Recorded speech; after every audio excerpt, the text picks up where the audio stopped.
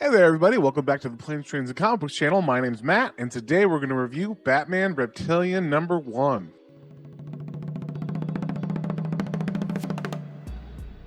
And before we get into it, if you guys wouldn't mind sharing, subscribing, all that good stuff, it really helps me out and lets me know what you guys are into. So with that being said, let's get into this thing. All right, so Batman Reptilian #1 came out a couple weeks ago. So this is a little old, but I just read it. It took me a while to get to it. And it was freaking awesome. So I figured I'd do a review of it.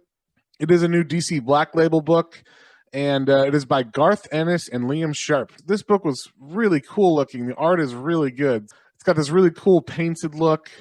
We see right away there is like a courthouse hearing that's happening after a trial. This dude named Edgar Luciaro, and as Batman says, he actually beat, raped, and murdered these two prostitutes, and he got off on the technicality because he's apparently like the heavyweight champ or the boxing champ of the world or something. And Batman actually shows up in the steps as he walks out saying, oh, he's innocent. We were just found innocent. Batman shows up and is basically egging him on. He wants everybody to see this guy take a punch at Batman and Batman beat the fuck out of him. We don't know what he does. We just see we just see him scream out here. But later he says that he'll be in a wheelchair or whatever. So I don't know if he broke the dude's back or if he just knocked him out and hurt him real bad. In this world, it seems like Batman is much, much darker, and he's willing to ride that edge of, I'm not going to kill you, but I'm really going to get close to that. And you might think I'm going to kill you. In fact, you might wish I'm going to kill you. So I think this was just to show how, show us the mood he's in, or like how this Batman is acting. This is a Black Label book, so it's not in continuity. So it's kind of like a one shot story, or not a one shot, but a standalone story. They can kind of do whatever they want. So then we see Batman in the Batcave with Alfred, and he finds out that there was a 911 call half an hour ago where the confirming that the Scarecrow and the Mad Hatter were found together, assaulted and gutted. They're still alive, so he goes to find out how this could have happened. Who's going to get the drop on them. And he goes to a bar and he's like, hey, I need you to tell Konstantin Volkov to meet me on this roof. And they're like, who? And he's like, don't fuck with me, I'm Batman. And so I guess the guy didn't tell him Batman was going to meet him, but Batman meets him on the roof. And he's like, oh, shit. And Batman actually, makes him think he's going to he's like, you don't kill me, man. He's like pushing him off the roof almost. Like he's about to fall. And then Batman's like, I don't kill people, you know that. And he's like, you could just walk away if you want, but he is too close to the edge, so he can't literally walk away. Like Batman's basically like, you're with the Russian mob. I need you to tell me what you guys did to Scarecrow and Mad Hatter. But he doesn't say that. He's just like, I need you to tell me what happened.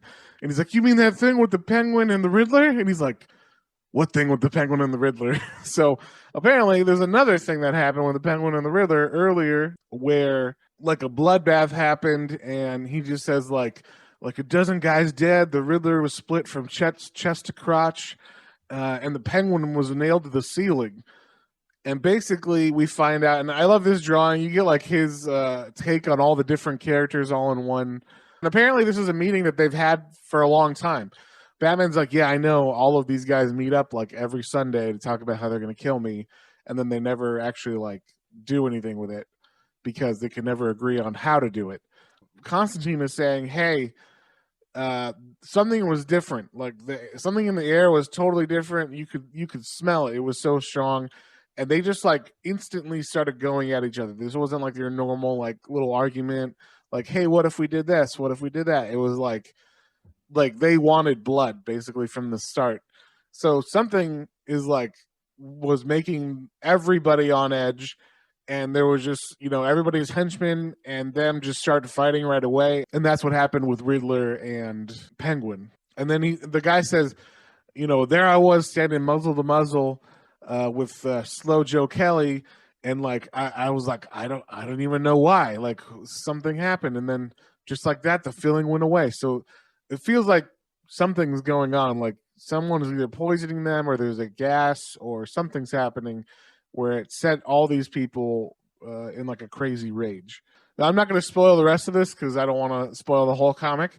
And then it kind of sets up what's going to happen for the rest of the issues. But I will tell you about the very last page made me laugh very hard.